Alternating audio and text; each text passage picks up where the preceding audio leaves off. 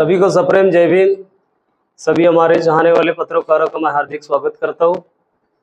मैं योगेश लांजेवार, बहुजन समाज पार्टी का नागपुर लोकसभा का बहुजन समाज पार्टी का अधिकृत उम्मीदवार, यहाँ पर इस प्रेस कॉन्फ्रेंस में हमारे महाराष्ट्र के महासचिव, विदर्भ के इंचार्ज सम्मान्य एडवोकेट सुनील डोंगरे जी यहाँ पर उपस्थित है। साथ ही साथ महाराष्ट्र के सचिव, विदर्भ के इंचार्ज सम्मान्य पृथ्वी जी शेंडे वे यहाँ पर उपस्थित है। साथ ही साथ जिला के उपाध्यक्ष उमेश जी मेश्राम, शहर के महासचिव चंद्रशेखर जी कांबड़े यह यहाँ पर उपस्थित है। ये जो प्रेस कॉन्फ्रेंस है, मुद्दा यह है कि बहुजन समाज पार्टी ने जो मुझे उम्मीदवारी दी है, उस उम्मीदवारी को लेकर प्रचार सभा का आयोजन किया गया है। हमारी राष्ट्रीय अध्यक्षा दी आयरन लेडी बहन कुमारी मायावती जी, इनका आगमन इस 11 अप्रैल को इस नागपुर शहर में हो रहा है और वो आयोजन उत्तर नागपुर का ही बेजनबाग मैदान है। इस बेजनबाग मैदान में बहन जी आने वाली है चुनावी सभा को संबोधित करने के लिए। तो यह सारी जानकारी है जो आप लोगों को मुझे पहुंचानी थी। और इस सभा में इस पहला जो सेशन है, 5 लोकसभा का जो है, इस 5 लोकसभा के उम्मीदवारों के प्रचार के लिए बहन जी आ रही है। तो वो सारे लोग यहाँ पर उपस्थित रहेंगे और हमारी नागपुर शहर और ग्रामीण की 2 जो लोकसभा है, रामटेक और नागपुर, वे यहाँ पर उपस्थित रहेगी। कार्यक्रम रहेल आपला 3 वाजता दुपारी।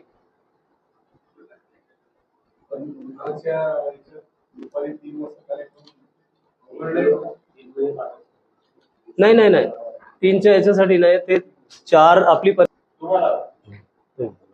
अच्छा, तुम्हाला विचारता है। अभी आप पत्रकार साथियों को तो सब मालूम रहता है कि प्रचार किसका किस तरीके से चल रहा है।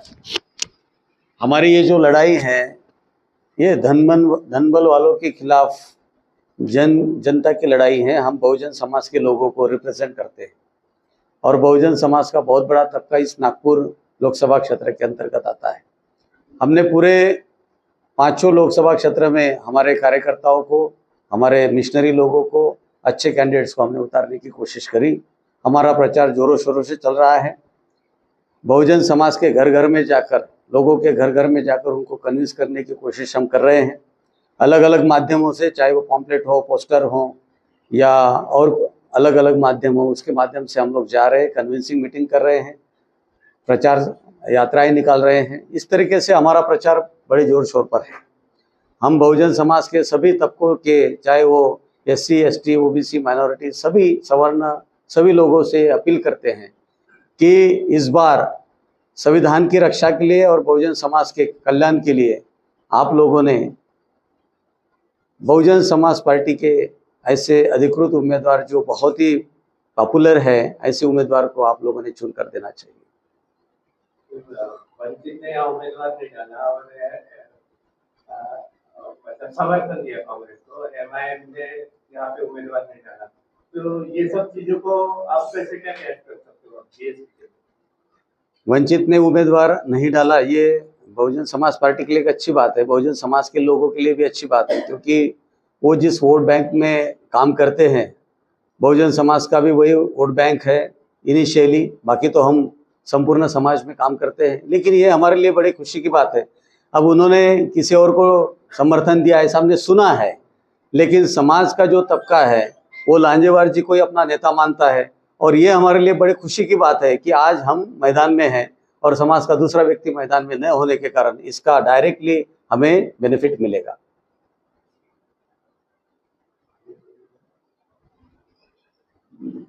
चाहते हैं कि 11 तारीख को परम आदरणीय बहन जी यहाँ पर आने वाली हैं और चुनावी सभा को संबोधित करेंगी बहन जी।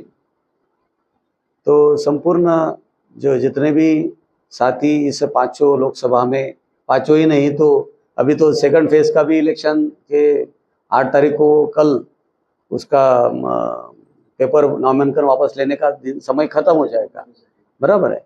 तो वो उनके लिए भी, लेकिन ये मेनली जो 5 फर्स्ट फेज में जो 5 लोकसभा के इलेक्शंस होने वाले हैं उनको संबोधित करने के लिए बहन जी आ रही हैं। तो आपके माध्यम से मैं आप लोगों को रिक्वेस्ट करना चाहता हूँ कि आप अपनी जो पेपर है या प्रिंट मीडिया, इलेक्ट्रॉनिक मीडिया है, उसके माध्यम से आप इस चीज़ को, इस सभा को ज़्यादा से ज़्यादा प्रचारित करें। हम आपको सादर निमंत्रित करते हैं बहन जी की वो सभा में, और सभा के लिए भी आप लोगों तक हमारी इस बात को आप पहुँचाइए, आपसे अपेक्षा करते हैं। तारीख, सभा स्थल और समय? 11 तारीख सभा स्थल है बेजनबाग ग्राउंड, और समय रहेगा वैसे तो ऑफिशियली 4 से 7 बजे का समय दिया है, लेकिन हमारे सारे कार्यकर्ताओं को, पब्लिक को हम इनवाइट कर रहे हैं कि आप 2 बजे वहाँ पहुँच जाइए, जिससे कि वहाँ पर जो प्रोग्राम्स लगाए गए हैं, अलग अलग तरीके के प्रोग्राम्स, वो भी उनको सुनने का मौका मिले, प्रचार का भी समय ये मिले, वहाँ प्रबोधनीय प्रोग्राम रखा है उसका भी मौका मिले, और जब बहन जी आए तो वहाँ कोई ज़्यादा गड़बड़ न होते हुए बहन जी के शब्दों को अच्छी तरीके से वो ग्रहण कर सके।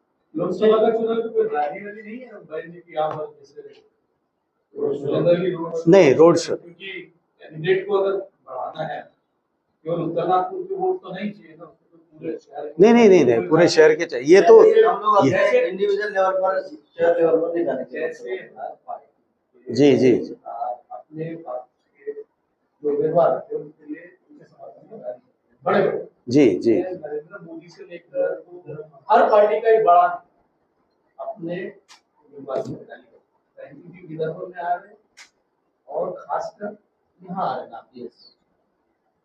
तो इसका मैसेज पूरे विदर्भ में जाना चाहिए कि रैली क्यों नहीं की रहा है। ये रैली तो है ना, ये चुनावी सभा, ये रैली ही है। दूसरी बात मैं बता रहा हूँ आपको कि रोड शो की जो बात कर रहे हैं, तो रोड शो बहन जी नहीं करने वाली हैं, लेकिन हमारे जो दूसरे प्रमुख पदाधिकारी हैं, मेरा प्रश्न ही वही है, बहन जी का जो शेड्यूल है, बहन जी का पूरे देश का शेड्यूल बना हुआ है, उनकी जितनी भी प्रचार यात्राएं हैं, रैलियां हैं, उसका पर्याप्त समय नहीं है, उनको पूरे देश में देखना है। इसलिए बहन जी ने क्या कहा कि माननीय आकाश आनंद जी, क्यों नहीं, और दूसरा कि आप जैसे बोल रहे हैं कि उनके पास में पर्याप्त समय यहाँ के लिए नहीं है, इसलिए वो कम समय के लिए आ रहे हैं। नहीं, पर समय जो अभी हमारे पास है, उपलब्ध है, उसमें बहन जी ने सारे विदर्भ के लोगों को, पर्टिकुलरली 5 लोकसभा के लोगों को एक जगह पर बुलाकर अपनी बात उनके सामने रखेगी। एक चीज आप जो बोल रहे हैं रोड शो नहीं है, रोड शो नहीं है। रोड शो करने के लिए हमारे दूसरे साथी यहाँ पर आने वाले, जो हमारे वरिष्ठ साथी हैं, माननीय आकाश आनंद जी को हम प्रचारण करने वाले हैं। हमारे वरिष्ठ साथी और भी हैं, वो भी सम्माननीय रामजी गौतम साहब, हमारे जो यहाँ के इंचार्ज है, कोऑर्डिनेटर, सेंट्रल कोऑर्डिनेटर खासदार है, वो भी आने वाले हैं। वो हम सब हैं, करेंगे, हम लोग रोड शो करेंगे हम लोग। नहीं, ये 11 तारीख के बाद तो हम वही करने वाले हैं। उसमें ऐसा है, टेक्निकल कारण ये है कि जब परमिशन डाली गई उस समय वो रैली भी लिखी गई थी, और बहन जी पूरे शहर में घूमेगी ये भी लिखा गया था, लेकिन प्रशासन का ये कहना था कि उस दिन ईद है, तो ईद की जो जलसा होता है, जो रैलियां होती है, उसको डिस्टर्बेंस होगा, तो डिस्टर्बेंस होने की वजह से लॉ एंड ऑर्डर की सिचुएशन खराब हो सकती है, हमारे पास मैन पावर नहीं है, ऐसा पुलिस प्रशासन ने जब बताया, तो उस समय केवल सभा की परवानगी दी गई। हाँ, लिख के दिया उन्होंने।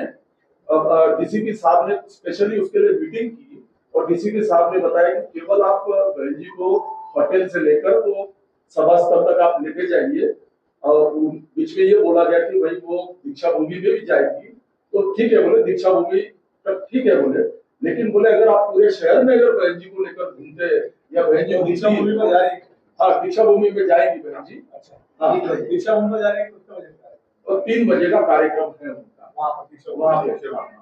अभी तक स्मारक समिति वालों ने कोई परमिशन नहीं दी। अगर स्मारक समिति परमिशन वगैरह हमको मिल जाएगी, नहीं, हमने परमिशन डाले उधर, लेकिन स्मारक समिति के पास से जो लेटर जाता है वो लेटर उन गया नहीं है। स्मारक समिति वालों ने अलाउ किए, स्मारक समिति वाले अलाउ करेंगे। उन्होंने बोला आज संडे है, आप कल आइए, कल हम बात करिए, तो कल मिल जाएगा। सर 2 मिनट में प्रेस में हूँ, कॉल बैक करता हूँ। लेकिन जो ईद होने की वजह से और मुस्लिम समाज बड़े पैमाने पे वो ईद मनाता है, तो डिस्टर्बेंस नहीं होना चाहिए करके केवल सभा हुई। तुमची माझी अपेक्षा होती दोन महिन्यापासून त्यांनी एक प्रेस कॉन्फरन्स घेतली, कारण तरी चर्चा घेतली त्यावेळी त्यांनी म्हटलं होतं की आम्ही लोकसभेची तयारी करून आला, बूथ लेवल होतं कैडरचे कॅम्प झाले आहे दावा केला की 12 जागा निवडू आम्ही पुढच्या 12 जागा काम माजी अध्यक्ष माननीय ताजे साहेब 12 जागा निवडून आणि दावा करून यावेळेस आमची एमपी आणि 12 जागा निवडून कोणी तुम्हाला हे कमिटमेंट कोणी केलं होतं? माजी अध्यक्ष ताजे साहेबांनी ना. तर ते 11 तारखेला इथे येतील आणि तुम्ही पण तिथे राहणार आहेत. बेटर होईल की तुम्ही त्यांना ते हे करायला पाहिजे. राहिला प्रश्न जागा जिंकण्याचा तर आम्ही आमची पूर्ण ताकद या 12ही लोकसभेमध्ये लावलेली आहे. विदर्भामध्ये जे 10 जागा येतात आणि 2 जागा रावेर आणि जळगाव. रावेर आणि जळगावचं इलेक्शन हे 4th फेजमध्ये आहे. बरोबर आहे, 4th फेजमध्ये आहे. फर्स्ट आणि सेकंड फेजमध्ये ह्या 10 लोकसभा आहे. त्या 10ही लोकसभेमध्ये आम्ही आपली ताकद चांगल्या प्रकारे लावलेली आहे आणि आमचे खूप चांगले कॅन्डिडेट्स जे चेहऱ्यानं नाकाडोळ्यानं खूप चांगले आहेत ते आम्ही टाकलेले आहेत. त्याची लिस्ट कदाचित तुमच्याकडे आहे नाही आहे, आम्ही प्रेसला दिली होती. तर आम्ही आमची ताकद पूर्ण लावून आहोत आणि आम्हाला पूर्ण विश्वास आहे की आम्ही यावेळेस बहुजन समाज पार्टीचं खातं या विदर्भामध्ये ओपन करू.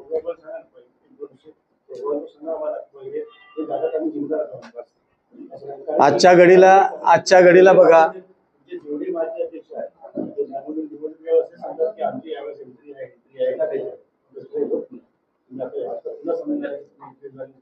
यावेळेस हे बघा कसं आहे, इलेक्शन तुम्हाला पण कळतं, इलेक्शन मला पण कळतं. बरोबर आहे. हे आज बीजेपी जरी 400 म्हणते पण त्यांनाही किती कॉन्फिडन्स आहे हे तुम्हाला पण कळेल.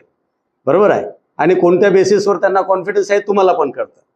आम्ही काय म्हणतोय की आम्ही जनतेकडे जातो आहे, आम्ही आमची विचारधारा ठेवतो आहे, लोकांचे मुद्दे ठेवतो आहे, लोकांच्या समस्या ठेवतो आहे, त्याच्यातून बाहेर निघण्याचा मार्ग आम्ही लोकांना सांगतो. आम्हाला पूर्ण विश्वास आहे की या आयडिओलॉजीवर, या विचारधारेवर आणि ज्या लोकांच्या आज वाढलेल्या समस्या आहे याच्यावर लोक आम्हाला वोट करतील. अशा वेळेस आमच्या चांगल्या जागा आहेत. भंडारा आमच्याकडे चांगली जागा आहे, गडचिरोली आमच्याकडे चांगली जागा आहे, एक रामटेक सुद्धा आमच्याकडे चांगली जागा आहे. आम्ही आमचा पूर्ण प्रयत्न करतो आहे. नागपूर सुद्धा आमच्याकडे चांगली जागा आहे. इथे तर फार चांगलं समीकरण आहे. त्याच्यानंतर यवतमाळ, वाशिम आमच्याकडे खूप चांगली जागा आहे. बरोबर आहे. ह्या सगळ्या जागेवर वर्धा आमच्याकडे खूप चांगली जागा आहे. आम्ही प्रत्येक जागेवर आपली ताकद पूर्णपणे झोकून दिलेली आहे.